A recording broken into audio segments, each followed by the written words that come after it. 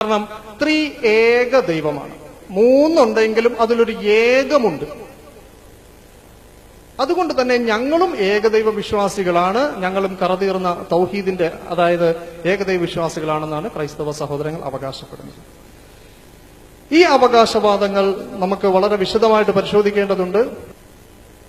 ചില ക്രൈസ്തവ സുഹൃത്തുക്കളോട് നമ്മൾ ചോദിക്കുമ്പോൾ അവർ ധാരാളം ഉപമകൾ, ധാരാളം ഉദാഹരണങ്ങൾ അവർ പറയാറുണ്ട്. നമ്മൾ ക്രൈസ്തവ സുഹൃത്തുക്കളോട് ചോദിക്കുന്നു, നിങ്ങൾക്ക് എത്ര ദൈവമുണ്ട്? ക്രൈസ്തവർ മറുപടി പറയും, ഞങ്ങൾക്ക് ഒരു ദൈവമേ ഉള്ളൂ. അപ്പൊ നിങ്ങൾക്ക് പിതാവും പുത്രനും പരിശുദ്ധാത്മാവെന്ന് പറയുന്ന മൂന്ന് ദൈവമില്ലേ? രണ്ടാമത് നമ്മൾ ചോദിക്കുകയായി. അപ്പൊ അവരുടെ മറുപടി, പിതാവും പുത്രനും പരിശുദ്ധാത്മാവെന്ന മൂന്ന് ആളത്വങ്ങൾ അടങ്ങിയ ഏക ദൈവം. അഥവാ സാരാംശത്തിൽ ഇവർ മൂന്ന് പേരുണ്ടെങ്കിലും, ആളത്വം മൂന്നുണ്ടെങ്കിലും ഇവർ സാരാംശത്തിൽ ഒന്നായിരിക്കും. ഞാൻ ക്രൈസ്തവനായി ജീവിച്ച സമയത്തും എന്നോട് ഇത് പറഞ്ഞപ്പം എനിക്കിത് മനസ്സിലായില്ല. എന്താണ് ഈ സാരാംശത്തിൽ ഈ മൂന്ന് എങ്ങനെയായി ഒന്നാകുന്നതെന്ന് ഞാൻ എത്ര നോക്കിയിട്ടും കഴിഞ്ഞില്ല.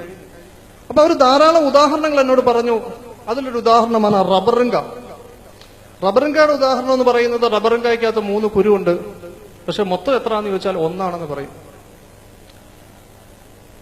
ചില ആളുകളോട് ചോദിക്കുമ്പോൾ, നമ്മൾ വേറെ ആളുകളോട് ചോദിക്കുമ്പോൾ ആളുകൾ പറയുന്ന ഉദാഹരണം ആപ്പിളിന്റെ ഉദാഹരണമാണ്.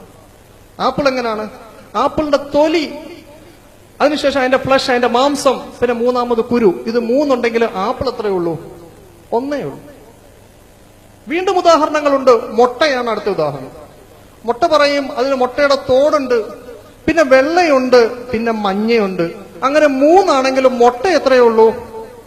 ശരിയാണ്, മുട്ടയൊന്നേ ഉള്ളൂ. ചില ആളുകൾ പിന്നെയും പറയും, ഞാൻ തന്നെ പിതാവാണ്, ഞാൻ തന്നെ എന്റെ അച്ഛന്റെ മകനാണ്, ഞാൻ തന്നെ സുവിശേഷകനുമാണ്, എന്നാൽ ഞങ്ങൾ 3 പേരും ഒരാളല്ലേ? അപ്പോൾ നമ്മൾ കേൾക്കുമ്പോൾ ഇത് 3 പേരുണ്ടെങ്കിലും ഒന്നാണ്. ഇങ്ങനെ എത്ര വേണമെങ്കിലും നമുക്ക് പറയാം. നമ്മൾ കച്ചവടക്കാരനാണ്, നമ്മൾ പഠിക്കുകയായിരുന്നു, അങ്ങനെ ഇങ്ങനെ എത്ര വേണമെങ്കിലും നമുക്ക് ഉദാഹരണം പറയാമെങ്കിലും ഈ ആളുകൾ ഈ രീതിയിൽ ഉദാഹരണം പറയാറുണ്ട്.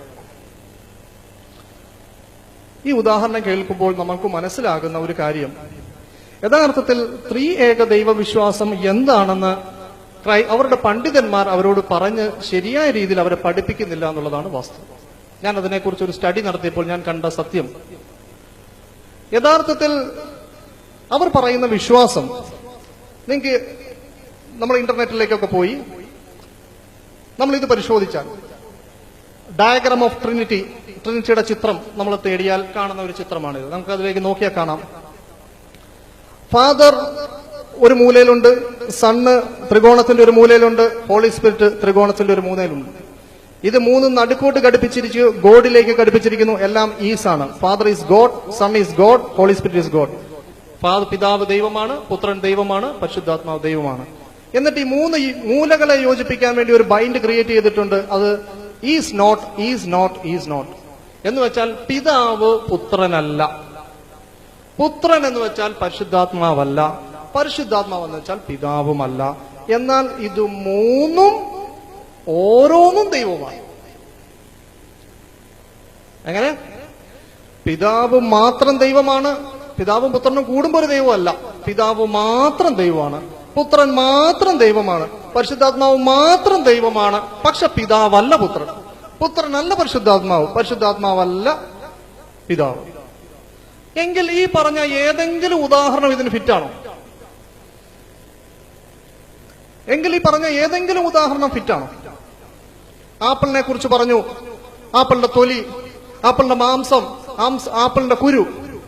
നിങ്ങളൊന്ന് ചിന്തിച്ചു നോക്കുക. ആരെങ്കിലും ആപ്പിളിന്റെ തൊലിയെ കയറി ആപ്പിൾ എന്ന് വിളിക്കൂ?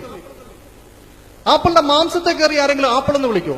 ആപ്പിളിന്റെ കുരുവിനെ കയറി ആരെങ്കിലും ആപ്പിൾ എന്ന് വിളിക്കും? ഇത് 3ഉം കൂടെ കൂടിയാൽ മാത്രമേ എന്താവുള്ളൂ? ആപ്പിൾ ആവുള്ളൂ.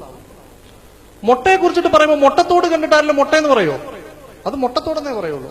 എന്നാൽ ഇവിടെ പിതാവെന്ന് പറയുന്നത് ദൈവമാണ്, ദൈവത്തിന്റെ ഒരു ഭാഗമാണെന്നല്ല പഠിപ്പിക്കുന്നത്. പിതാവെന്ന് പറയുന്നത് ദൈവമാണ്, പുത്രൻ എന്ന് പറയുന്നത് മറ്റൊരു ദൈവമാണ്, പരിശുദ്ധാത്മാവ് എന്ന് പറയുന്നത് തികച്ചും മറ്റൊരു ദൈവമാണ്. എന്നാൽ ഈ 3 ദൈവങ്ങളും സാരാംശത്തിൽ ഒന്നാണ്. എന്താ ഈ സാരാംശം? വളരെ ക്രൈസ്തവ സാധാരണക്കാരെ ഏകദൈവ വിശ്വാസമാണെന്ന് വരുത്തി തീർത്ത് അവരെ വഞ്ചിക്കുന്നതിന് പുരോഹിതന്മാർ ഉണ്ടാക്കിയ ഒരു പ്രത്യേക പദപ്രയോഗമാണ് ത്രിഏകം. എന്ത്? ഞാൻ പറയുന്നു, ക്രൈസ്തവ പണ്ഡിതന്മാർ പറയുന്നത് ഇത് 3 ദൈവങ്ങളാണ് എന്ന് തന്നെയാണ്. ഇത് അവരുടെ തന്നെ പുസ്തകങ്ങളിൽ നിന്നും അവരുടെ വീഡിയോ ക്ലിപ്പിൽ നിന്നും ഈ എറണാകുളം ടൗൺ ഹാളിൽ നടത്തിയ പരിപാടിയുടെ ക്ലിപ്പ് ഉൾപ്പെടെ വെച്ചുകൊണ്ട് നമുക്കത് പഠിക്കാവുന്നതാണ്.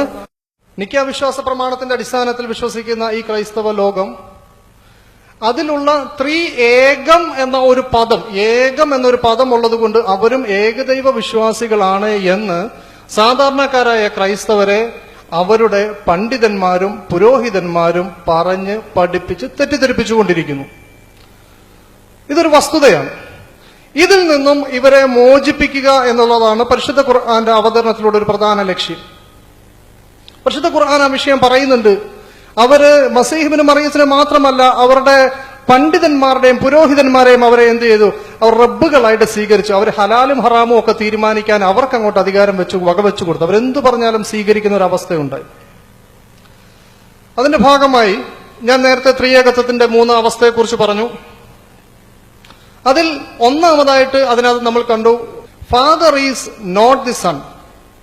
പിതാവാരല്ല, പുത്രൻ. പിതാവ് എന്ന് പറയുന്ന പൂർണ്ണമായ ദൈവം ഒരിക്കലും പുത്രൻ എന്ന് പറയുന്ന ദൈവം അല്ല.